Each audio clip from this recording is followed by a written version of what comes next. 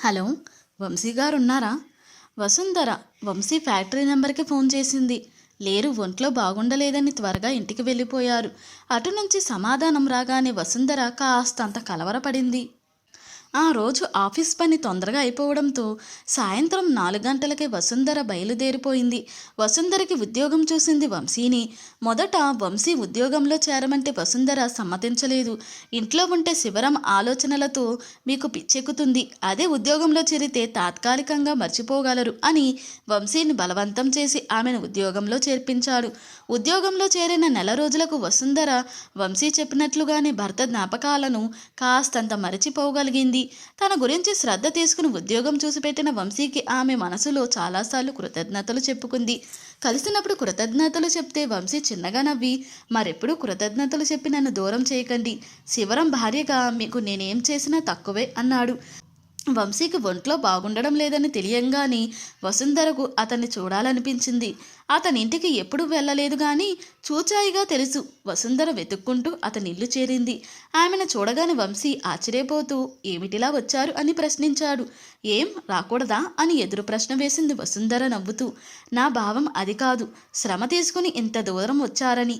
మీ ఫ్యాక్టరీకి ఫోన్ చేస్తే మీకు ఒంట్లో బాగుండలేదని చెప్పారు, చూసిపోదామని వచ్చాను. మరీ అంత సుస్తేం చెయ్యలేదు, కాస్తంత జ్వరం, తలనొప్పి. మొహమాటంగా నవ్వాడు వంశీ. డాక్టర్కి చూపించుకున్నారా? వసుంధర కన్నుల్లో కదలాడిన కంగారు చూసి వంశీ నవ్వేశాడు. ఓ క్షణమాగి, మీ అమ్మగారు రమ్య ఎక్కడికి వెళ్ళారు అని ప్రశ్నించింది వసుంధర. అమ్మ చెల్లై ఊరు వెళ్ళింది, రమ్య వాళ్ళ మమ్మీ దగ్గరకు వెళ్ళింది అని బదులిచ్చాడు వంశీ. మరి మీకు భోజనం? వసుంధర బాధపడింది. అంతలో అక్కడకు హఠాత్తుగా పూడిపడింది రమ్య. ఆమెను చూసిన వంశీ విస్మయం చెందాడు. అది గమనించిన రమ్య, ఫ్యాక్టరీకి ఫోన్ చేస్తే మీకు బాగుండలేదని చెప్పారు, ఇక ఉండబట్టలేక వచ్చేశాను, మంచి పని చేశారు.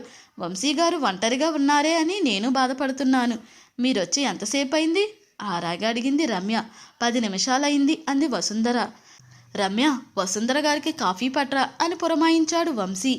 రమ్య కిచెన్లోకి నడిచింది. అంత గొడవ పడి వెళ్ళిన రమ్య హఠాత్తుగా ఇప్పుడెందుకు ప్రత్యక్షమైందా అని ఆలోచించసాగాడు వంశీ. కొద్ది క్షణాల మౌనం తర్వాత వసుంధర, వంశీ గారు, మీరు గతంలో నన్ను కోరిక కోరారు, అప్పుడు కాదన్నాను, కానీ ఇప్పుడు మీ కోరిక తీర్చడానికి నిశ్చయించుకున్నాను అంది. థ్యాంక్ యూ అన్నాడు వంశీ.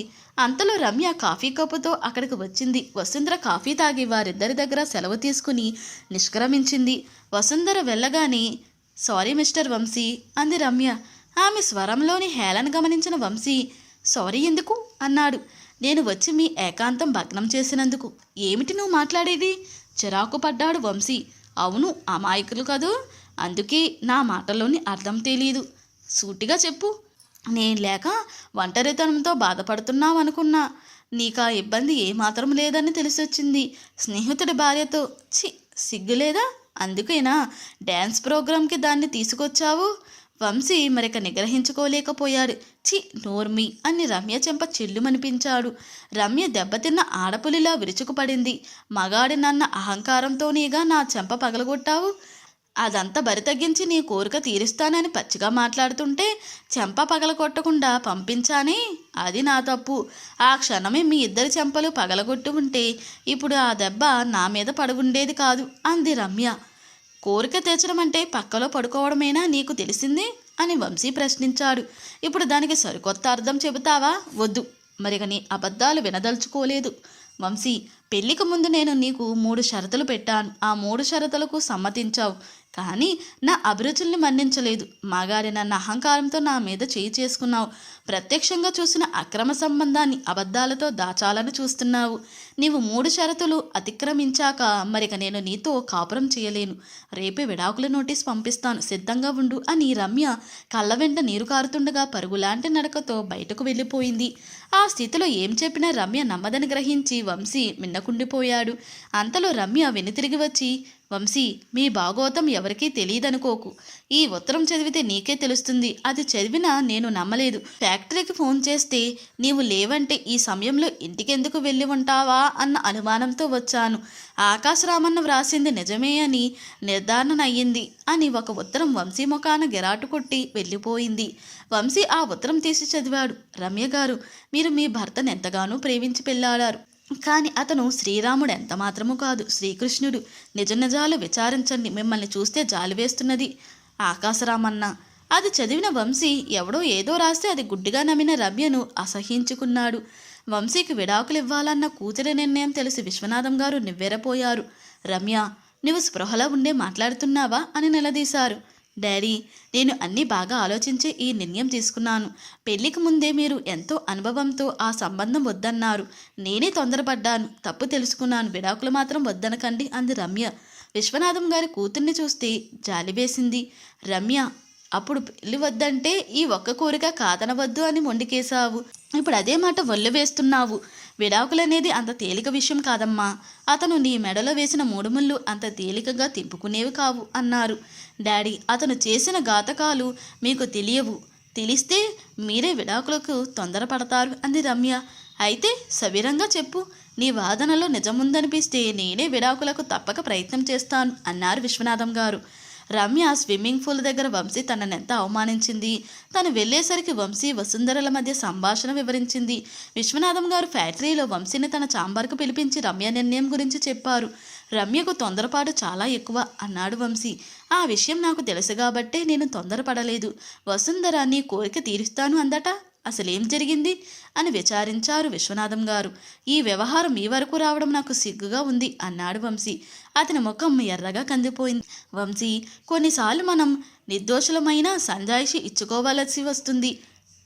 నీ మీద నాకు నమ్మకముంది. జరిగింది చెప్పు అన్నారు విశ్వనాథం గారు సానునయంగా. వంశీ చెప్పసాగాడు. వసుంధర గారు మంచి డాన్సర్, చాలా అవార్డులు కూడా అందుకున్నారు. రమ్యకు కొంతకాలం శిక్షణ ఇవ్వమని అడిగాను. భర్త పోయిన దుఃఖంలో ఉన్న ఆమె నృత్యం తన భర్తకెంతో ప్రాణమని, మరలా నృత్యం చేస్తే అతని జ్ఞాపకాలు చుట్టుముడతాయని, నా కోరిక మన్నించలేనని చెప్పింది. నేను మరిక బలవంతం చేయలేదు. ఆమెను భర్త జ్ఞాపకాల నుంచి కాస్తంత దూరం చేయడానికి ఉద్యోగం చూశాను. అందులో చేరాక ఆమెకు కాస్తంత మానసిక స్వస్థత చేకూరింది. అందుకే కృతజ్ఞతాపూర్వకంగా నా కోరిక తీరుస్తానని అంది. అది విన్న రమ్య మరోలా అర్థం చేసుకుంది. అంతా విన్న విశ్వనాథం గారు, నీ మీద నాకు సంపూర్ణ విశ్వాసం ఉంది.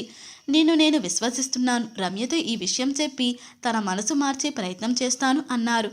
తండ్రి చెప్పినదంతా విన్న రమ్య, డాడీ, అతని మాటలు నమ్మారా అని అడిగింది. నమ్మాను. నీవు నమ్మవా అన్నారు విశ్వనాథం గారు. నమ్మనుగాక నమ్మను. అతన్ని నమ్మే కదా ఇష్టపడి పెళ్లి చేసుకున్నావు. ఇప్పుడు ఆ నమ్మకం ఏమైపోయింది? మోసపోయాను అంది రమ్య దిగులుగా. పోనీ నా మీద నమ్మకం ఉందా అని అడిగారు విశ్వనాథం గారు. ఉంది. అయితే నేను చెప్పేది నమ్ము. నీ భర్త యోగ్యుడు. అతన్ని అనవసరంగా అనుమానించకు. తండ్రి మాటలకు రమ్య ఆలోచనలో పడింది. కొన్ని రోజులు కూతురు దగ్గర గడిపిన అరుంధతమ్మకు కొడుకు కోడలు ఎలా ఉన్నారో చూడాలనిపించడంతో మృదులను తీసుకుని వంశీ దగ్గరకు వచ్చేసింది. ఇంట్లో రమ్య లేకపోవడంతో వంశీని అడిగింది మృదుల. తమ మధ్య జరిగిన గొడవ గురించి మృదులకు చెప్పాడు వంశీ. మరునాటి ఉదయం మృదుల రమ్యను కలిసింది. మృదులను చూడగానే రమ్య ఆప్యాయంగా పలకరించింది.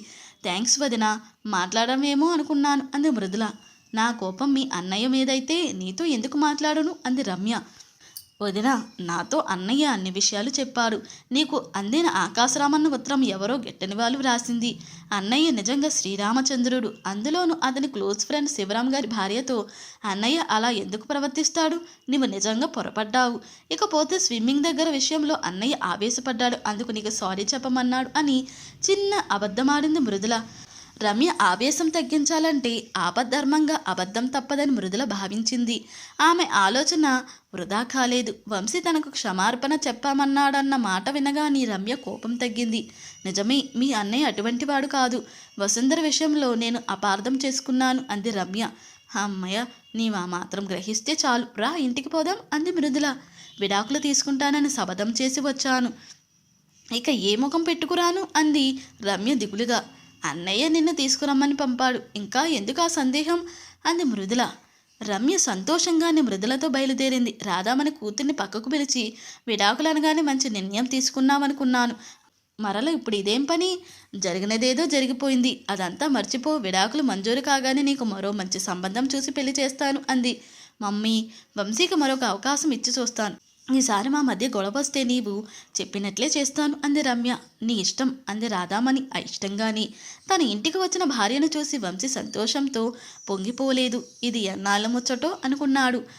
మృదుల అన్నయ్యతో వదిన జరిగిన దానికి చాలా బాధపడుతున్నది. మరిక నీవు పాత విషయాలు కదిలించకు. నా అంచనా ప్రకారం మరిక మీ మధ్య ఎటువంటి పొరపాచాలు రావు. బెస్ట్ ఆఫ్ లక్ అంది. అన్నయ్య వదిన కలిసిపోయారని నమ్మకం కలిగాక మృదుల వారిద్దరికీ విడివిడిగా చెప్పవలసింది చెప్పి భర్త దగ్గరకు వెళ్ళిపోయింది. రమ్య డ్యాన్స్ క్లాస్కు వెళ్ళడం కూడా మానేసి ఇంట్లోనే ఉండసాగింది. అదేమని వంశీ అడిగితే కొంతకాలం ఎవరిని కలవడం నాకు ఇష్టం లేదు అని చెప్పింది. వంశీ కూడా బలవంతం చేయలేదు. స్విమ్మింగ్ పూల్ దగ్గర వంశీ రమ్య మీద మండిపడిన తర్వాత స్వప్న కూడా వారి ఇంటికి రావడం మానేసింది. విశ్వనాథం గారు 1-2 సార్లు రమ్య దగ్గరకు వచ్చి కూతురు అల్లుడు సయోధ్యంగానే ఉంటున్న విషయం నిర్ధారించుకున్నారు. అయితే రాధామణికి మాత్రం కూతురు మరలా రాజీపడి వంశీ దగ్గరకు వెళ్ళడం నచ్చలేదు. అయినా అది నిలబడే కాపురం కాదని ఆమె అర్థం చేసుకుంది. అందుకే కూతురు వంశీతో గొడవపడి తిరిగి వచ్చే క్షణం కోసం ఎదురు చూడసాగింది. ఆమె ఎదురు చూసిన క్షణం రావడం అట్టే కాలం పట్టలేదు. వంశీ ఫ్యాక్టరీ పని మీద బొంబాయి వెళ్ళవలసి వచ్చింది. రావడానికి వారం 10 రోజులు పట్టవచ్చునని వంశీకి ముందే తెలుసు. అందుకే రమ్యతో అమ్మ జాగ్రత్త, నేను వచ్చేంత వరకు ఎక్కడికి వెళ్ళకు అని చెప్పాడు. అలానే అంది రమ్య. వంశీ ఆ సాయంత్రం ఫ్లైట్కే ముంబై వెళ్ళిపోయాడు. వంశీ వెళ్ళిన 2 రోజుల తర్వాత అరుంధతమ్మకు తీవ్రమైన దగ్గు తెరవచ్చింది. ఆమె వణికిపోయింది. రమ్య కూడా భయం వేసి అప్పటికప్పుడు హాస్పిటల్కి తీసుకువెళ్ళింది. డాక్టర్ ఆమెకు ఎప్పటి నుంచి దగ్గు వస్తున్న విషయం కనుక్కుని అన్ని పరీక్షలు చేయించి ఆమెకు టీబీ అన్న విషయం నిర్ధారించాడు. అత్తయ్యకు టీబీ అని తెలియగానే రమ్య మ్రాడుపడిపోయింది. ఆమె భయం గమనించిన డాక్టర్, ఈ రోజులో టీబీకి భయపడవలసిన పని లేదు, మంచి మందులున్నాయి, జాగ్రత్తగా వాడితే త్వరగానే నయమవుతుంది అని ధైర్యం చెప్పాడు. మందులు కొని అరుంధతమ్మతో ఇల్లు చేరింది రమ్య. అరుంధతమ్మ అలా ఎడతెరపి లేకుండా దగ్గుతుంటే రమ్యకు కడుపులో దేవిరించిన ఫీలింగ్ కలిగింది.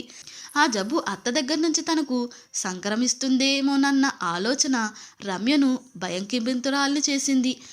అత్తను అక్కడ వదిలి పుట్టింటికి పారిపోవాలనిపించింది. కానీ వంశీ ఊరికి వెళుతూ తల్లిని జాగ్రత్తగా చూడమని పదే పదే చెప్పడం రమ్యకు గుర్తొచ్చింది. తను ఆమెను వదిలి వెళితే అది తమ మధ్య మరలా కలహానికి కారణమవుతుందని రమ్య బాగానే అర్థం చేసుకుంది. సుదీర్ఘంగా ఆలోచించిన రమ్య అరుంధతమ్మను వంశీ వచ్చే వరకు అవుట్ హౌస్లో ఉండమని చెప్పడానికి నిశ్చయించుకుంది. వంశీ వచ్చే ముందు తప్పక ఫోన్ చేస్తాడు. అప్పుడు అత్తను ఇంటిలోకి రమ్మంటే సరిపోతుంది. ఆమె మనస్తత్వం తనకు తెలుసు. జరిగిన విషయం కొడుక్కి చెప్పదు. అప్పుడే సమస్య ఉండదు. రమ్యకు ఆ ఆలోచన అన్ని విధాలా బాగుందనిపించింది. లేకుంటే ప్రతిక్షణం నరకం అనుభవించాలి. రమ్య అరుంధతమ్మ దగ్గరకు వెళ్ళి, అత్తయ్య, మీరు కొద్ది రోజులు అవుట్ హౌస్లో ఉండండి, మీకు కావలసినవన్నీ నేను అందిస్తాను అంది. కోడలు తనను అవుట్ హౌస్కు ఎందుకు పంపిస్తున్నదో అరుంధతమ్మ సరిగ్గానే గ్రహించింది. భగవంతుడా, ఇటువంటి జబ్బు నాకెందుకు ఇచ్చావయ్యా అని మనసులో బాధపడుతూ, అలాగేనమ్మా అంది. మీరు నన్ను అర్థం చేసుకుంటారు అంది రమ్య నవ్వు ముఖానికి పులుముకుని. అరుంధతమ్మ అప్పుడే అవుట్ హౌస్లోకి మారిపోయింది. రమ్య కూడా ఆమెనేం అశ్రద్ధ చేయలేదు. ఉదయం కాఫీ, టిఫిన్, మధ్యాహ్నం భోజనం, సాయంత్రం టీ, రాత్రిపూట భోజనం సక్రమంగానే అందించింది. ఎన్ని చేసినా అరుంధతమ్మ మనసులోని వెలివేసిన భావం చెరిగిపోలేదు. 2 పూటల మందులు వేసుకున్న అరుంధతమ్మ దగ్గు తగ్గలేదు. అది దూరం నుంచి లీలగా రమ్య చెవిన పడేది. దూరం నుంచి ఇంత భయంకరంగా వినిపిస్తున్నది. ఇంట్లో ఉంచితే ఎలా ఉండేదో అనుకునేది రమ్య. వంశీ రావడానికి ఇంకా 2 రోజుల వ్యవధి ఉంది అనుకుంది రమ్య. అంతలో ఆమె అనుకోని సంఘటన జరిగింది. బొంబాయిలో పని అనుకున్న దానికంటే త్వరగా అయిపోవడంతో వంశీ ఫ్లైట్లో వచ్చేశాడు. రమ్యకు ఫోన్ చేసే వ్యవధి అతనికి లేకపోయింది. అదే వాళ్ళ జీవితాల్లో పెను తుఫాను సృష్టించింది. వంశీ అలా హఠాత్తుగా రావడంతో రమ్య గుండెల్లో రాయిపడింది. వంశీ మాత్రం బొంబాయి పనులన్నీ చకచకా అయిపోయాయి అని హుషారుగా కబుర్లు చెప్తూ, అమ్మ ఎక్కడా అని అడిగాడు. ఉన్నారు అని బదులిచ్చింది రమ్య. కనిపించదేం అని ఆరాగా అడిగాడు వంశీ. అతను అలా నొక్కి నొక్కి అడుగుతుంటే రమ్యకు చెప్పక తప్పలేదు. అవుట్ హౌస్లో ఉన్నారు అని చిన్నగా చెప్పింది రమ్య. అవుట్ హౌస్లోనా? వంశీ బ్రుకుటి ముడిపడింది. అతనికి ఏదో అనుమానం వచ్చి మరుక్షణం బలపడింది. అక్కడెందుకు పంపావు అని సూటిగా అడిగాడు. డాక్టర్ ఆమెకు టీబీ అని చెప్పారు. దగ్గు విపరీతంగా వస్తుంటే అక్కడ ఉంచాను. తనకు కావలసినవన్నీ వేళ ప్రకారం అందజేస్తున్నాను అని చెప్పింది రమ్య. ఆరోగ్యం బాగుండని మనిషికి పక్క నుండి సేవలు చేయవలసింది పోయి దిక్కులేని దానిలా దూరంగా ఉంచినందుకు సిగ్గులేదు అని మండిపడ్డాడు వంశీ. అర్థం చేసుకో వంశీ, గొడవ చేయకు. అత్తయ్య నన్ను సరిగ్గా అర్థం చేసుకుంది. నీవు కూడా అర్థం చేసుకో. అమ్మ దేవత, అందుకే నీవేం చేసినా భరించగలదు. నేను మనిషిని, నాకు ఆ శక్తి లేదు. అమ్మను నిర్దాక్షిణంగా బయటకు పంపిన నీవు మనిషివి కాదు, రాక్షసివి. అవును, రాక్షసిని. పెళ్లికి ముందు మాత్రం దేవతను. అవును కదూ? నిజంగానే పెళ్లికి ముందు నా కళ్ళు మూతలు పడ్డాయి. రాక్షసిని దేవతనుకుని భ్రమపట్టాను. వంశీ, నీవేదో దేవుడిలా మాట్లాడకు. నేను భ్రమపడ్డాను. భ్రమ నుంచి బయటపడే నీ నుంచి విడాకులు కోరాను. డాడీ ఒప్పుకోలేదు. నీ చెల్లెలు వచ్చి కాళ్ళా వెళ్ళా పడితేనే నీ దగ్గరకు వచ్చాను గాని నీ మీద నమ్మకంతో కాదు. మన కాపురం నిలబడేది కాదని నాకు ఎప్పుడో తెలిసిపోయింది. రమ్య తీవ్రంగానే అంది. తెలిసిన దానివి ఇంకా నా ముందు నిలబడ్డావే? పోవే, బయటికి పో. నిరసనగా మాట్లాడాడు వంశీ. మర్యాదగా మాట్లాడు. రావే పోవే అని లేబర్ వాడిలా మాట్లాడుకు. అయినా బ్రోకర్ బ్రతుకు బ్రతికేవాడికి లేబర్ బుద్ధులు కాక మరే బుద్ధులు వస్తాయి? తిండికి తికానా లేకపోయినా ప్రేమించి పెళ్లాడినందుకు నీ చేత చెంపదెబ్బలు లేకి మాటలు బహుమతిగా పుచ్చుకోవలసి వచ్చింది. రమ్య వెనుకంజు వెయ్యదలుచుకోలేదు. అటో ఇటో తేల్చుకోవడానికి నిశ్చయించుకుంది. రమ్య తన పేదరికాన్ని ఎత్తి చూపించినందుకు వంశీ గుండె రగిలిపోయింది. అతను బెడ్రూంలోకి వెళ్ళి రమ్య బట్టలు సూట్ కేసు తెచ్చి ఆమె ముఖాన గిరాటు వేసి, రమ్య, ఈ క్షణంలో మన మధ్య తెగతింపులైపోయింది. అమ్మను అగౌరపరిచావు, నా పేదరికాన్ని కించపరిచావు, పరాయి ఆడదానితో అక్రమ సంబంధం అంటగట్టి నన్ను అవమానించావు. పెళ్లికి ముందు నేను పెట్టిన 3 షరతులు ఉల్లంఘించావు. ఒక్కో తప్పుకు ఒక్కో ముళ్ళు చెప్పిన నేను నీ మెడలో వేసిన 3 ముళ్ళు తెగిపోయాయి. ఇక జన్మలో నీ ముఖం నాకు చూపించకు అన్నాడు. వంశీ, నీవు వేసిన 3 ముళ్ళు ఇప్పుడు కాదు, నీవు నా 3 షరతులు ఉల్లంఘించినప్పుడే తెగిపోయాయి. ఇక మన మధ్యనున్నది ఒకటే బంధం. నీ చెల్లి పెళ్లికి మేము 1,50,000 అప్పిచ్చాం. అది తక్షణం తీర్చు. మా ఫ్యాక్టరీలో ఉద్యోగానికి రాజీనామా చేసి బ్రోకర్ పని చూసుకో అంది రమ్య నిర్లక్ష్యంగా. వంశీకి ఆమె మాటలు వింటుంటే గుండెలో గుణపాలు గుచ్చినట్లయింది. కరెక్ట్గా మాట్లాడావు. నీ అప్పు సంవత్సరంలో వడ్డీతో సహా తీరుస్తాను. తీర్చకపోతే నేను చచ్చైనా ఆ సొమ్ము నీకు అందేలా చేస్తాను. ఇక ఫ్యాక్టరీలో ఉద్యోగానికి ఈ క్షణమే గుడ్ బై చెబుతున్నాను అన్నాడు. మంచిది. ఈ రోజు నుంచి సంవత్సరం గడువిస్తున్నాను. నా మాజీ భర్తవని ఒకే ఒక కారణాన దయతలిచి గడువిస్తున్నాను. విడాకుల నోటీస్ అందుకోవడానికి సిద్ధంగా ఉండు. రమ్య స్థిరంగా బయటకు అడుగులు వేసింది. ప్రతిరోజు టంచగా 10 గంటలకు ఆఫీస్కి వచ్చే వంశీ ఫ్యాక్టరీకి రాకపోయేసరికి విశ్వనాథం గారు వంశీ ఇంటికి ఫోన్ చేశాడు. యాదగిరిని ఒకసారి పంపండి అని ఫోన్ పెట్టేశాడు వంశీ. యాదగిరి ఫ్యాక్టరీలో అటెండర్. విశ్వనాథం గారు అతన్ని తక్షణం వంశీ దగ్గరకు పంపారు. వంశీ యాదగిరి చేత తన రాజీనామా లేఖ పంపించాడు. రాజీనామా లేఖ చూడగానే విశ్వనాథం గారికి ఏదో ఉపద్రవం వచ్చి పడిందని తెలుసు. రాత్రి రమ్య ఇంటికి వస్తే మామూలుగా వచ్చిందని అనుకున్నారే గాని గొడవపడి వచ్చిందని అనుకోలేదు. ఇప్పుడు వంశీ రాజీనామా లేఖ పంపాడంటే వచ్చింది పెను తుఫానేనని అతను అర్థం చేసుకున్నాడు. అతను స్వయంగా వెళ్ళి వంశీని కలిశాడు. వంశీ తన మనసులోని భావాలు అతనికి స్పష్టంగా చెప్పాడు. రమ్య మాట్లాడిన మాటలకు తట్టుకోలేకపోతున్నాను. ఇక ఆమెతో కాపురం అసంభవం. నేను ఒకసారి నిర్ణయం తీసుకుంటే మరింక తిరిగి ఉండదు. మీ బాకీ కూడా త్వరలోనే తీర్చేస్తాను. నన్ను నమ్మండి అని చేతులు జోడించాడు. నేను నీ డబ్బు బాకీగా ఇవ్వలేదు. నీవే ప్రాసరీ నోటు రాసిచ్చావు. అది తీర్చమని నేనెప్పుడు అడగలేదు కూడా అన్నారాయన. మీరు అడగలేదు కానీ బాకీ తీర్చమని రమ్య అడిగింది అన్నాడు వంశీ. విశ్వనాథం గారికి వారిద్దరి వైవాహిక బంధం తెగిపోయినట్లు అర్థమైంది. మరోసారి ఆలోచించు అని పైకి లేచారు. ఇందులో మరిక ఆలోచించడానికి ఇంకేమీ లేదు అన్నాడు వంశీ. అతని స్వరంలో కృతనిశ్చయం ఉంది. అతని నిర్ణయం తొందరపాటు చర్య అని అనుభవజ్ఞుడైన విశ్వనాథం గారు భావించారు. కొన్ని సమస్యల పరిష్కారానికి కాలం ఒక్కటే దారి చూపగలదు. ఇప్పుడు వంశీని ఒత్తిడి చేయడం సబబు కాదని ఆయన భావించారు. వంశీ రాజీనామా గురించి ఆయన కూతురి దగ్గర ప్రస్తావించారు. నన్ను అన్ని మాటలు అన్నాక ఇంకే ముఖం పెట్టుకుని మన ఫ్యాక్టరీకి రాగలడు అంది రమ్య. ఈసారి రమ్య విడాకుల విషయంలో తండ్రితో మాట్లాడలేదు. ఆయన పడనివ్వడని ఆమెకు తెలుసు. అందుకే తల్లితో మాట్లాడింది. రాధామణి సంతోషంగా ఆమె ప్రతిపాదనను ఆమోదముద్ర వేసింది. ఇద్దరూ కలిసి లాయర్ దగ్గరికి వెళ్లారు. లాయర్ నోటీస్ అందుకుని వంశీ కూడా తాత్సర్యం చేయకుండా తన సమ్మతి తెలియబరుస్తూ సంతకం చేసి పంపాడు. త్వరలోని వారిద్దరికి కోర్టు ద్వారా విడాకులు మంజూరయ్యాయి. 3 ముడులు అధికారపూర్వకంగా తెగిపోయాయి. వంశీకి గత జ్ఞాపకాలతో చాలా ఆలస్యంగా నిద్రపట్టింది. మెలకు వచ్చేసరికి భార్యడు పొద్దెక్కింది. స్నానం చేసి వచ్చి దోశలు తింటున్న కొడుకు వంక ఆప్యాయంగా చూసింది అరుంధతమ్మ.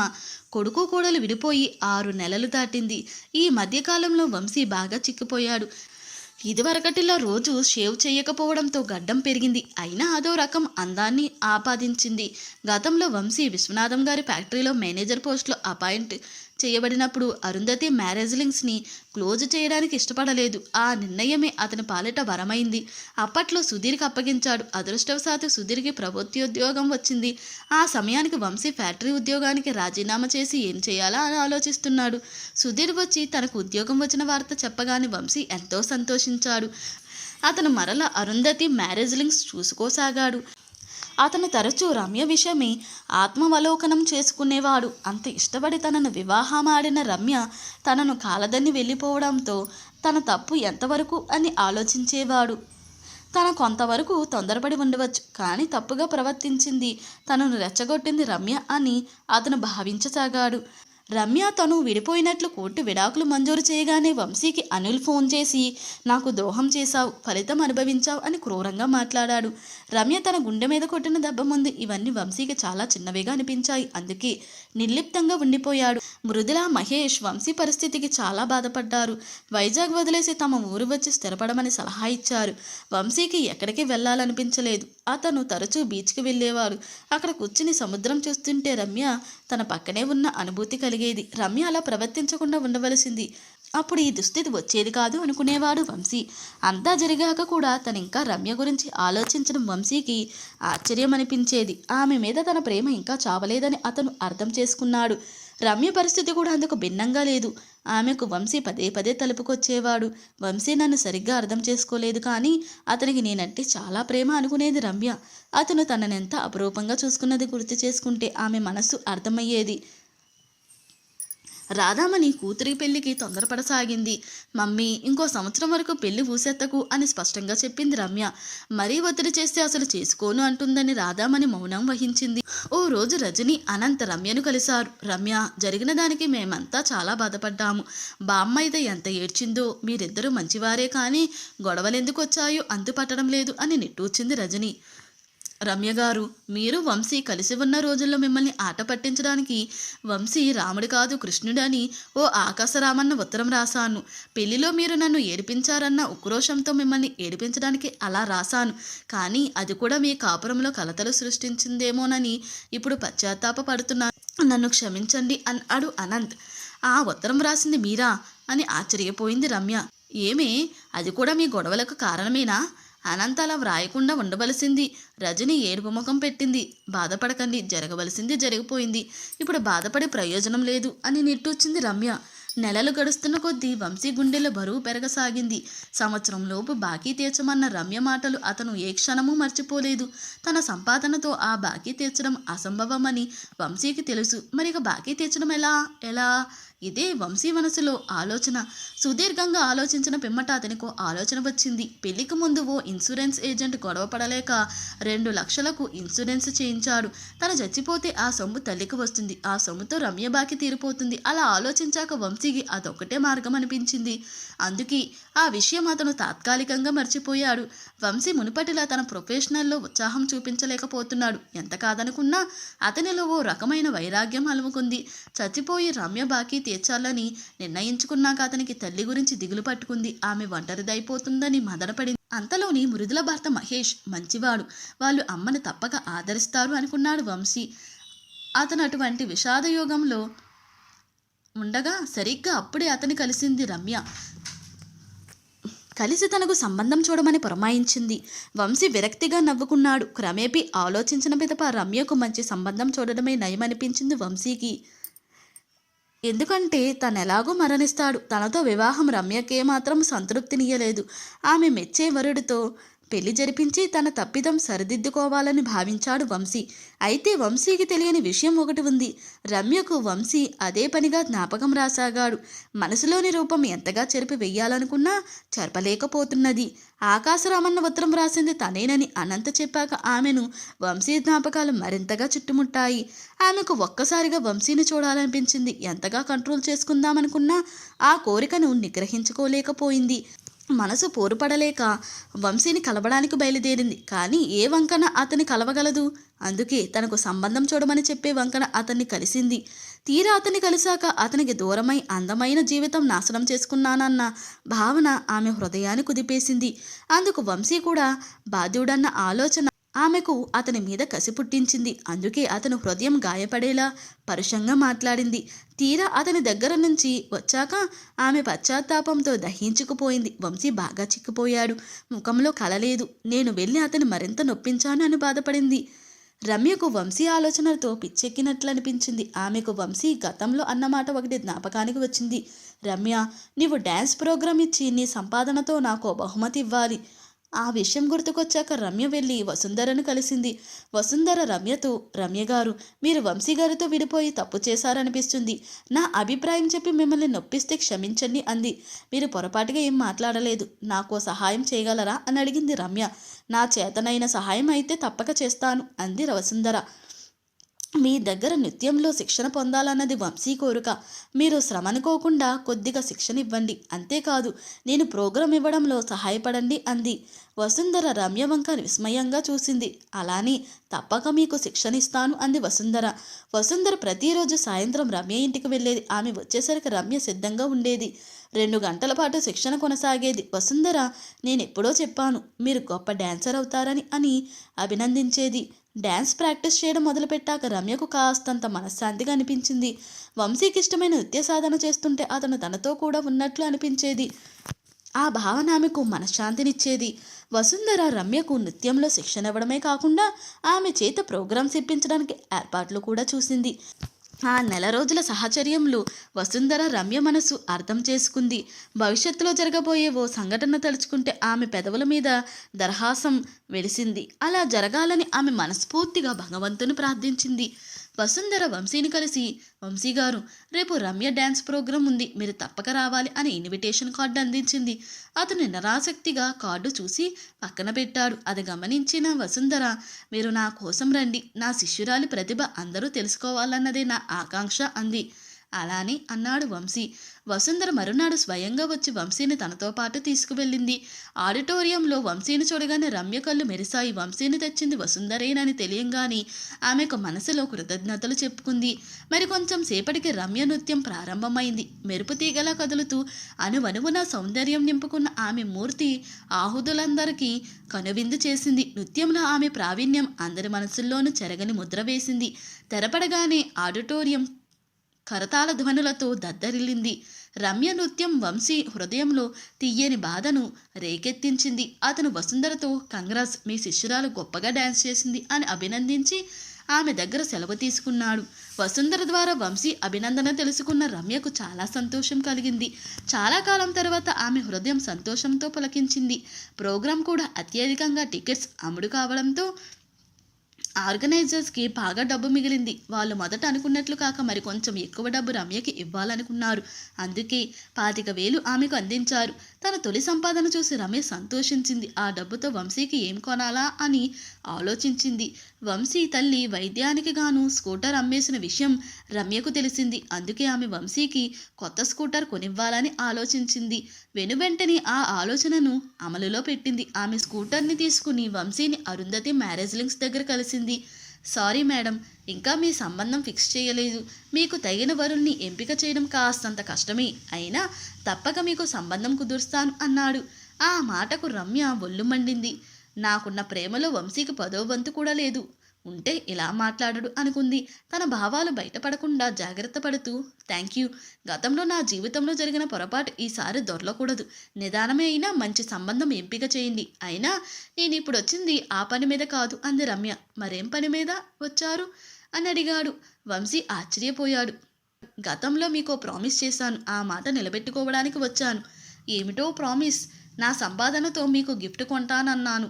అది గతం. ప్రస్తుతం ఆ ముచ్చట్లేం లేవు. మాట తప్పడం నాకు ఇష్టం లేదు. మీకోసం స్కూటర్ కొన్నాను. షోరూమ్కి వెళ్ళి డెలివరీ తెచ్చుకోండి. ఇదిగో కీ. రమ్య అతని టేబుల్ మీద స్కూటర్ కీ ఉంచింది. మీరిచ్చేస్తే పుచ్చేసుకోవడానికి ఇక్కడెవరూ సిద్ధంగా లేరు, వంశీ పౌరుషంగా అన్నాడు. ప్లీజ్ ఈ ఒక్క కోరిక తీర్చండి. రమ్య 2 చేతులు జోడించింది. ఆమె కన్నుల్లోని కదలాడిన సన్నటి నీటి పొర వంశీని కదిలించింది. వంశీ మరేం మాట్లాడలేకపోయాడు. Thank you. రమ్య అక్కడి నుంచి లేచి వచ్చేసింది. ఆ రోజు రమ్యకు సక్కుబాయ్ ఫోన్ చేసింది. రమ్య, నీవు మా ఇంటికి వచ్చి చాలా రోజులైంది, ఓసారి రా అని చెప్పింది. ఆ సాయంత్రం రమ్య సక్కుబాయ్ దగ్గరకు వెళ్ళింది. రమ్య వచ్చినందుకు సక్కుబాయ్ చాలా సంతోషించింది. రమ్య, నీతో ఓ ముఖ్య విషయం మాట్లాడడానికే రమ్మన్నాను అంది. ఏమిటాంటీ అని నిరాసక్తితో అడిగింది రమ్య. ముఖ్య విషయం అంటే తన పెళ్లికి సంబంధించినదని ఉంటుందని ఊహించింది రమ్య. ఆమె అంచనా తప్పు కాలేదు. సక్కుబాయ్ ఓ ఫోటో చూపించి, ఈ అబ్బాయి మాకు బాగా తెలుసు, మంచివాడు, బోలెడంత ఆస్తి ఉంది. నీ విషయమంతా చెప్పాను. నీకు కొత్త జీవితం ఇవ్వడానికి సిద్ధంగా ఉన్నాడు అని చెప్పింది. రమ్య విరక్తిగా నవ్వుకుంది. నాకిప్పుడే పెళ్లి చేసుకోవాలని లేదాంటీ, మరి కొంతకాలం ఆగాలి అంది. మళ్ళీ పెళ్లి చేసుకుంటే ఆ పీడకల మర్చిపోగలవు అంది సక్కుబాయ్. ఆ మాటకు రమ్య ఉలిక్కిపడింది. వంశీతో తను గడిపిన కాలం పీడకల అని ప్రశ్నించుకుంది. ఆ మాటకు రమ్య మనసు ససేమిర ఒప్పుకోలేదు. అదో సుందర స్వప్నం. అంతలో ఒక మధ్య వయసావిడ డ్రాయింగ్ రూమ్లోకి వచ్చింది. ఆమెను చూడగానే సక్కుబాయ్, రమ్య, ఈమె నా ఫ్రెండ్. గతంలో చెప్పాను కదా, వీళ్ళ అమ్మాయి పెళ్లిలోనే అరుంధతమ్మ నెక్లెస్ కాజేసిందని చెప్పింది. అది విన్నంతనే సక్కుబాయ్ స్నేహితురాలు ఆ ఊసిప్పుడెందుకు అంది రవ్వంత చిరాగ్గా. ఎందుకేమిటి? అరుంధతమ్మ ఈ అమ్మాయి మాజీ అత్త. వాళ్ళ బుద్ధులు తెలిసి విడాకులు తీసుకున్న త్వరలోనే ఆ ముగ్గు నుంచి బయటపడింది అని చెప్పింది సక్కుబాయ్. అది విన్నంతనే సక్కుబాయ్ స్నేహితురాలు రమ్యతో, అమ్మా, అయితే నీతో ఒక్కో సంగతి చెప్పాలి. సక్కుబాయ్ అనుకున్నట్లు ఆ దొంగతనం చేసింది అరుంధతమ్మ కాదు. అసలు దొంగ మా అబ్బాయి. వాడు చెడు స్నేహాలు చేసి డబ్బు అవసరమై మా అమ్మాయి నెక్లెస్ కాజేశాడు. అది తెలిస్తే మగపెళ్లివారు ఎక్కడ మా సంబంధం చేసుకోనంటారోనని. ఎలాగో మగపెళ్లివారు నిన్ను అనుమానించరు. మా కోసం చెయ్యని నేరం ఒప్పుసుకో అని ప్రాధేయపడ్డాం. తను మా కోసం ఒప్పుకుంది. అందుకే మా పిల్లయింది. అరుంధతమ్మ గొప్ప మనసున్న మనిషి అని చెప్పింది. అది విన్నంతనే రమ్యకు దుఃఖం కడుపులోంచి తన్నుకొచ్చింది. దేవతలాంటి అత్తయ్యను చెప్పుడు మాటలు విని అనుమానించాను. అందుకే శిక్షగా నా కాపురం కూలిపోయింది అని లోపల కుమిలిపోయింది. మరిక క్షణం సేపు అక్కడ ఉండబుద్ధి కాలేదు. సక్కుబాయ్ ఉండమని అడుగుతున్నా రమ్య తక్షణం అక్కడ నుంచి బయలుదేరి తిన్నగా వంశీ ఇంటికి వెళ్ళింది. ఆ సమయంలో వంశీ ఇంట్లో లేడు. రమ్యను అకస్మాత్తుగా చూసిన అరుంధతమ్మ ఉలిక్కిపడింది. తరువాత తేరుకుని, ఏమ్మా ఇలా వచ్చావు అని అడిగింది.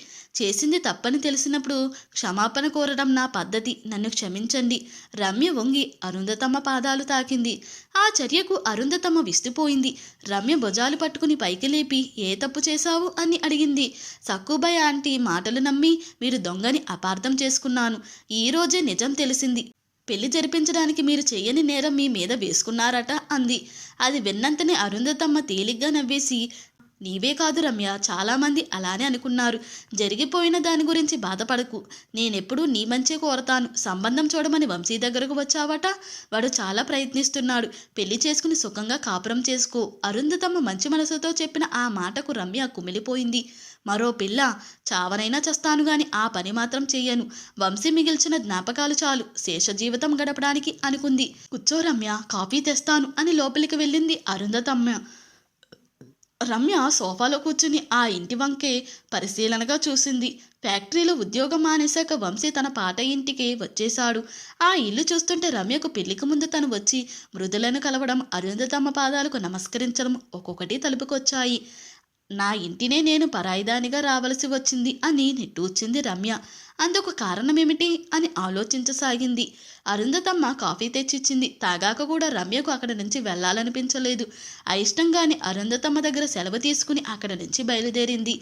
రమ్య తమ ఇంటికి వచ్చిన విషయం తల్లి ద్వారా తెలుసుకున్న వంశీ ఆశ్చర్యపోయాడు. రమ్య వంటి అహంకారి తల్లి కాలు పట్టుకుని క్షమాపణ కోరడం అతనికి వింతగా అనిపించింది. రమ్య స్కూటర్ కానుకగా ఇస్తూ స్వీకరించమని చేతులు జోడించి కన్నీటితో ప్రార్థించిన దృశ్యం వంశీకి పదే పదే జ్ఞాపకం వస్తున్నది. ఇంతలో ఇది రమ్య అంతరంగం ఏమిటి? మరలా తనకు దగ్గర కావాలని చూస్తున్నదా? అటువంటి ఉద్దేశం ఉంటే పెళ్లి సంబంధం చూడమని ఎందుకు చెబుతుంది? రమ్య ఒకవేళ తనను చేరుకోవాలని ఉన్నా తనెలా దగ్గరకు రానిస్తాడు? జరిగిన అవమానం ఎలా మర్చిపోతాడు? రమ్యకు ఇవ్వవలసిన డబ్బు ఇచ్చేస్తే తమ మధ్య పూర్తిగా బంధం తెగిపోతుంది. అప్పుడు తను ఖచ్చితంగా తమ వద్దకు రావద్దని చెప్పేయచ్చు అనుకున్నాడు వంశీ. ఆ రాత్రి భోజనానంతరం అరుంధతమ్మ కొడుకుతో, వంశీ, రమ్యకు తొందరపాటు ఎక్కువ. ఎవరేం చెప్పినా నమ్మేస్తుంది. ఆవేశంతో నిర్ణయాలు తీసుకుంటుంది. అదే తన జీవితం నాశనం చేసింది. సహజంగా ఆ అమ్మాయి మనసు మంచిదిరా. నన్నెంతగానో ప్రేమించేది. సక్కుబాయి మాటలు విన్నాక నా మీద ద్వేషం పెంచుకుంది అంది. అమ్మా, తప్పొప్పులు చర్చకి ఇది సమయం కాదు కదా. జరగవలసిన విధ్వంసం జరిగిపోయింది అన్నాడు వంశీ. అవుననుకో, కానీ రమ్య వైఖరి చూస్తే ఆ తప్పు సరిదిద్దుకోవాలని భావిస్తున్నట్లుంది అంది అరుంధతమ్మ. అదెలా వీలు పడుతుంది? పెళ్ళంటే బొమ్మలాట కాదు, మరలా మరలా దండలు మార్చుకోవడానికి. వంశీ మాటకు అరుంధతమ్మ బాధగా నిట్టూర్చింది. ఆ రోజు రమ్య పుట్టినరోజు. వారం రోజుల నుంచి వంశీ ఆ రోజు గురించి మననం చేసుకుంటున్నాడు. అతనికి గతంలో తను రమ్య పుట్టినరోజుకు హాజరు కావడం, తనిచ్చిన పెయింటింగ్ చూసి రమ్య మురిసిపోవడం తలుపుకొచ్చాయి. తను డిన్నర్ తీసుకోకుండా వచ్చేసినందుకు రమ్య పడిన బాధ, తనకు ప్రత్యేకంగా హోటల్లో డిన్నర్ ఇప్పించడం, వంశీ ఏ జ్ఞాపకాన్ని విడవలేదు. ఒక్కో జ్ఞాపకం అతని గుండెను మెలిపెట్టి బాధించాయి. ఎంత మర్చిపోదామన్నా కనుల ముందు రమ్య రూపమే కదలాడింది. ఎంత అణుచుకుందామన్న రమ్యను చూడాలన్న కోరిక అతను వీడలేదు. అతను రమ్య ఫోన్ నంబర్కు డైల్ చేశాడు. హలో అన్న రమ్య స్వరం వినగానే అతని హృదయం పులకించింది. ఒక్క క్షణం మాట్లాడాలా వద్దా అని సంశయించాడు. హలో, మరోసారి రమ్య పలకరించింది. వంశీ క్షణంలో నిర్ణయం తీసుకుని, హలో రమ్య గారు, many more happy returns of the day అని శుభాకాంక్షలు తెలియపరిచాడు. ఆ అభినందనకు రమ్య సంతోషంతో ఉక్కిరిబిక్కిరైంది. వంశీ నుంచి అటువంటి ఫోన్ కాల్ ఆమె ఊహించలేదు. అంతవరకు నిస్తేజంగా ఉన్న ఆమెలో నరనరా అన్న చైతన్యం అలముకుంది. Thank you very much. గుర్తు ఉంచుకుని శుభాకాంక్షలు తెలియబరిచినందుకు నిండు మనసుతో అంది రమ్య. ఇందులో ప్రత్యేకత ఏమీ లేదు. మా ఖాతాదారులందరికీ ఇలా శుభాకాంక్షలు తెలియబరచడం మా ఆనవాయితీ. వంశీ ఎంత దాచాలని ప్రయత్నించినా అతని మనసు ఆమె గ్రహించింది. ఉంటాను. వంశీ ఫోన్ పెట్టేయబోతుంటే, అప్పుడే ఫోన్ పెట్టేయకండి ప్లీజ్ అంది రమ్య. ఆ మాటలు విన్నంతనే అతను మంత్రముగ్ధుడిలా ఆగిపోయాడు. వంశీ ప్లీజ్ ఏమైనా మాట్లాడండి అంది రమ్య. ఏం మాట్లాడను, అయినా మీరు బిజీగా ఉండి ఉంటారు. సాయంత్రం ఫంక్షన్కి ఏర్పాట్లు, వచ్చే ఆహుతులు, క్షణం తీరిక ఉండదు మీకు అన్నాడు వంశీ. ఆ సరదాలు ఎప్పుడో ముగిసిపోయాయి. అటువంటి ఏర్పాట్లు ఏం చేయలేదు. అదేం పాపం, నిజంగా నీకు తెలియదా?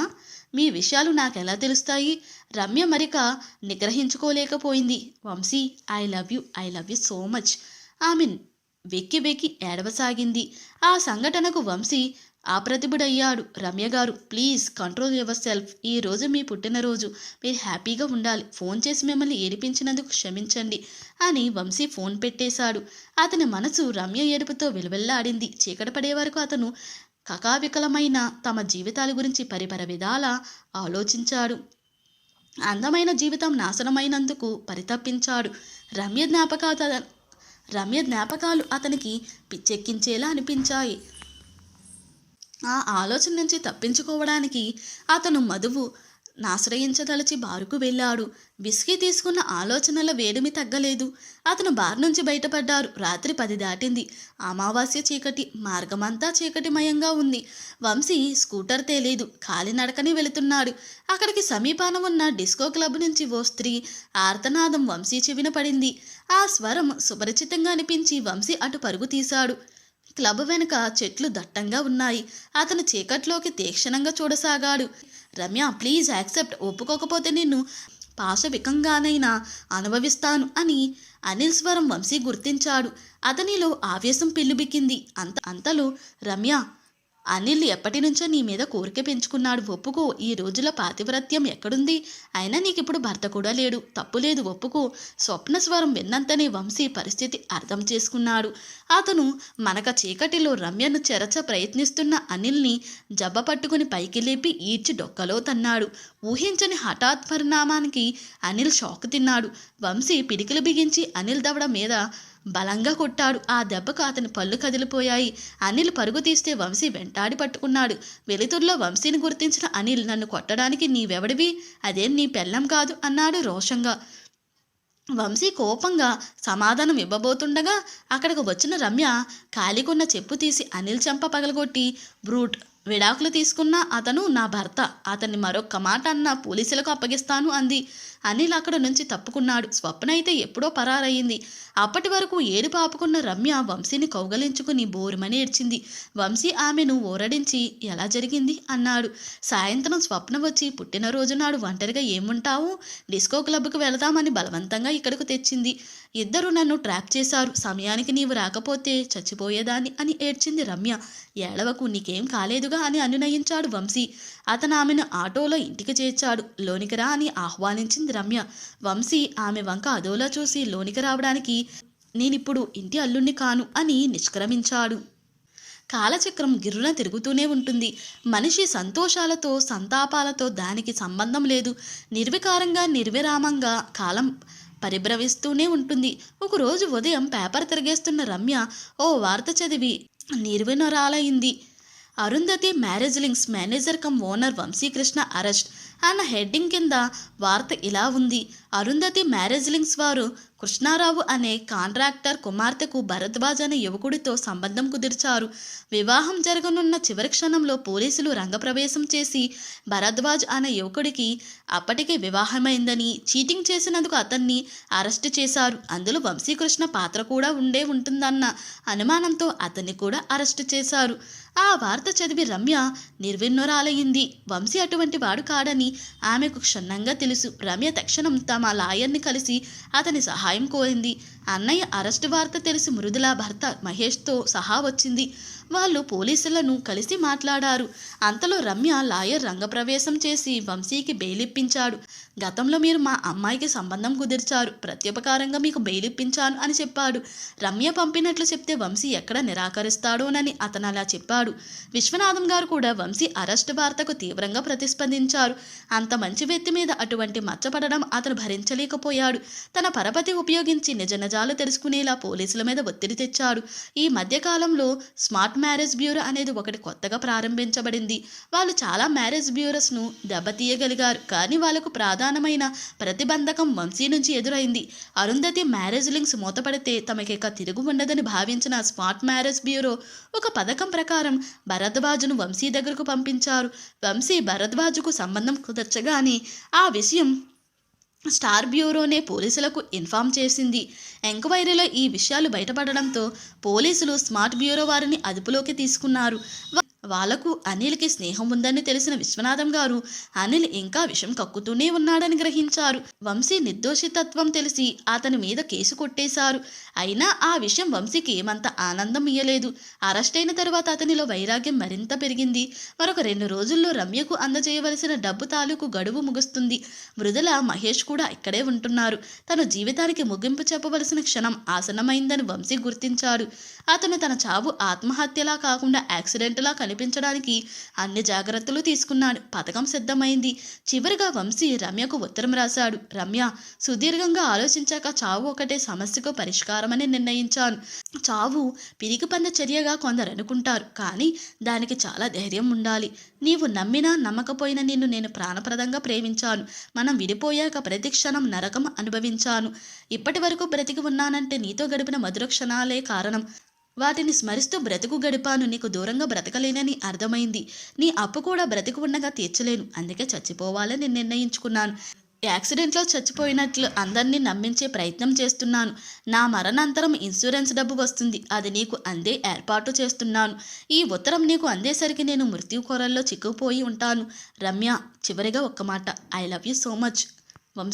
వంశీకృష్ణ ఆ ఉత్తరం రమ్య ఇంట్లో పనిచేసే సింహాచలాన్ని పిలిచి అతనికి అందించి, అమ్మాయి గారికి రేపు అందజేయి అని మరీ చెప్పాడు. అయితే వంశీ ముఖంలోని నిర్లిప్తత సింహాచలానికి భయం కలిగించింది. వంశీ ఏదో అఘాయిత్యం చేయబోతున్నాడన్న ఆలోచన కలిగింది సింహాచలంకు. అతను తాత్సర్యం చేయకుండా వంశీ ఉత్తరం రమ్యకు అందించి, అమ్మాయి గారు, వంశీబాబు ఈ ఉత్తరం రేపు మీకు అందజేయమన్నారు. కానీ నాకేదో భయంగా ఉంది, అందుకే మీకు ఇప్పుడే అందజేస్తున్నానని చెప్పాడు. రమ్య వణికే చేతులతో ఉత్తరం విప్పి చదివింది. అది చదవగానే ఆమె గుండె కంపించింది. ఆమె తక్షణం కారులో బయలుదేరి వంశీ ఇంటిని చేరింది. ఆమె వంశీ గురించి అడగగానే అన్న ఇప్పుడే బయటకు వెళ్ళాడు, మరిక రాను అని చెప్పాడు. ఏదైనా ఊరు వెళుతున్నట్టున్నాడు అంది మృదుల. రమ్య కళ్ళ నుంచి కన్నీరు కారుతుండగా చేతిలోని ఉత్తరం మృదులకు అందించింది. అది చదివి మృదుల కలవరపడింది. మృదుల, మహేష్, అరుంధతమ్మ రమ్య కారులో బయలుదేరారు. కల్లోలిత హృదయంతో వంశీ కోసం అన్వేషించసాగారు. రమ్య అతివేగంతో కారు డ్రైవ్ చేస్తున్నది. రమ్య అన్వేషణ ఫలించింది. దూరాన స్కూటర్ మీద వెళుతున్న వంశీ కనిపించాడు. భగవాన్, వంశీని కాపాడు అని మనసులో భగవంతుని ప్రార్థించింది రమ్య. అదే క్షణాన వంశీ, రమ్య ఈ స్కూటర్ నాకు బహుమతిగా ఇచ్చింది. దాని మీదే మరణానికి చేరువుగా ప్రయాణం చేస్తున్నాను. ఎంత విచిత్రం అనుకున్నాడు. అతనికి అరుంధతమ్మ గుర్తుకొచ్చింది. మృదుల, రమ్య, మహేష్, విశ్వనాథం గారు, వసుంధర, సుధీర్ అతని మస్తిష్కంలో మెదలసాగారు. మరికొద్ది క్షణాల్లో వీరందరికీ దూరంగా ఎక్కడికో తెలియని సుదూర తీరానికి వెళ్ళిపోతాను అనుకున్నాడు. ఎదురుగా వస్తున్న లారీని చూశాడు వంశీ. అది చాలా వేగంగా వస్తున్నది. అదే తన ప్రాణాన్ని కబలించే మృత్యు అనుకున్నాడు వంశీ. అతను వేగంగా స్కూటర్ నడపసాగాడు. ఎదురుగా వస్తున్న లారీని, దాని వైపు వెళుతున్న వంశీని రమ్య చూసింది. ఆమెకు వంశీ ప్రయత్నం అర్థమైంది. రమ్య వేగంగా కారుతో వంశీని ఓవర్టేక్ చేసి అతని స్కూటర్ తన కారు అడ్డుగా నిలిపింది. ఎదురుగా వస్తున్న లారీ డ్రైవర్ సడన్ బ్రేక్ వేశాడు. కానీ బండి అదుపులోకి రాలేదు. లారీ రమ్య కారుకు గుద్దుకుంది. స్టీరింగ్ ముందున్న రమ్యకు తీవ్రంగా గాయాలయ్యాయి. అనుకోని సంఘటనకు వంశీ విచ్చేష్టుడయ్యాడు. కారు వెనుక సీట్లో ఉన్న మృదుల, అన్నయ్య నీకోసం వదిన తన ప్రాణాల మీదకు తెచ్చుకుందిరా అని అరిచింది. వాళ్ళు అప్పటికప్పుడు రమ్యను హాస్పిటల్కి చేర్చారు. వంశీ, రమ్య శుభలేఖలు తీసుకుని రజనీ బామ్మ వద్దకు వెళ్ళారు. వాళ్ళను కలిసి చూడగానే బామ్మ ముఖం సంతోషంతో వెలిగిపోయింది. ఏమిటి విశేషం? ఈ ముసల్దాన్ని వెతుక్కుంటూ వచ్చారు అని అడిగింది బామ్మ. మీ ఆశీర్వాదం కోసం వచ్చాము అన్నాడు వంశీ. ఏమిటి విషయం? సూచాయిగా తెలిసినా అడిగింది బామ్మ. మీరు మా పెళ్లికి తప్పక రావాలి అంది రమ్య సిగ్గుతో తలదించుకుని. బామ్మ రమ్య చుబకం పట్టి తలపైకెత్తు. పెళ్ళికొడుకు ఎవరే, మనవరాలా అని కుంటిగా అడిగింది. నీ మనవడు ఉండగా అదేం ప్రశ్న అంది రమ్య గడుసుగా. ఒకసారి నా మనవడు నీ మెడలో 3 విల్లు వేశాడు, కాదనుకుని తాళి తీసేశావు. మరోసారి అలా చేయకు అంది బామ్మ మందలింపుగా. బామ్మగారు, ఇందులో రమ్యను తప్పు పట్టకండి, నేను కొన్నిసార్లు పొరపాటు చేశాను అన్నాడు వంశీ. చూసావటే వాడికి నీవంటే ఎంత ప్రేమో, ఇంకా నిన్ను వెనకేసుకొస్తున్నాడు అంది బామ్మ. తెలుసు బామ్మ, అందుకే మరో 3 ముళ్ళు వేయించుకుంటున్నాను. ఇందాక నీవన్నట్లు నేను తాళి తీసేయలేదు, అదెప్పుడు నా మెడలోనే ఉంది అని రమ్య తన మెడలోని మంగళసూత్రం తీసి చూపించింది. విశ్వనాథం గారు ఆత్మీయులైన అతి కొద్ది మందిని వివాహానికి పిలిచారు. ఆత్మీయత వాతావరణంలో వంశీ రమ్యల పెళ్లి సింపుల్గా జరిగిపోయింది. రమ్య గటిగురాలివే, వంశీ చేత 6 ముళ్ళు వేయించుకున్నావు అంది రజని. రమ్య బుగ్గలు సిగ్గుతో ఏర్పక్కాయి. వంశీ, రమ్య ఒకరి చెయ్యి ఒకరు పట్టుకుని సింహాచలం కొండమెట్లు ఎక్కుతారు. ఇది కలలా ఉంది అంది రమ్య. ఇది చెదిరే కల కాదులే అన్నాడు వంశీ. వంశీ, గతంలో మనం ఒకరిని ఒకరు మనస్ఫూర్తిగా ప్రేమించుకున్న షరతులతో ముడిపెట్టి పెళ్లి చేసుకున్నాం, కానీ ఆ షరతులు మన కాపురం నిలబెట్టలేకపోయాయి అంది రమ్య. భార్యాభర్తల సహజీవనానికి అవసరమైంది షరతులు కావు, ఒకరి గురించి ఒకరికి అవగాహన. గతంలో మన మధ్య లోపించింది అదే. ఈసారి అటువంటి పొరపాటు జరగదు అన్నాడు వంశీ. రమ్య అతని వంక చూసి అందంగా నవ్వింది. ఆ నవ్వు అతనికి సమ్మోహనంగా అనిపించింది. అనురాగం అతిశయించగా అతను ఆమె చెయ్యం మృదువుగా నొక్కాడు. ఆ స్పర్శకు రమ్య హృదయం పురువిప్పిన నెమలి అయ్యింది. ఒకరి చెయ్యి ఒకరు పట్టుకుని అలుపెరుగక గమ్యం వైపు అడుగులు వేయసాగారు. ఇంతటితో ఈ కథ ముగిసింది. ఈ కథ కనుక మీకు నచ్చినట్లయితే మరియు నా ఎక్స్ప్లెనేషన్ కనుక మీకు నచ్చినట్లయితే ప్లీజ్ లైక్, షేర్, సబ్స్క్రైబ్.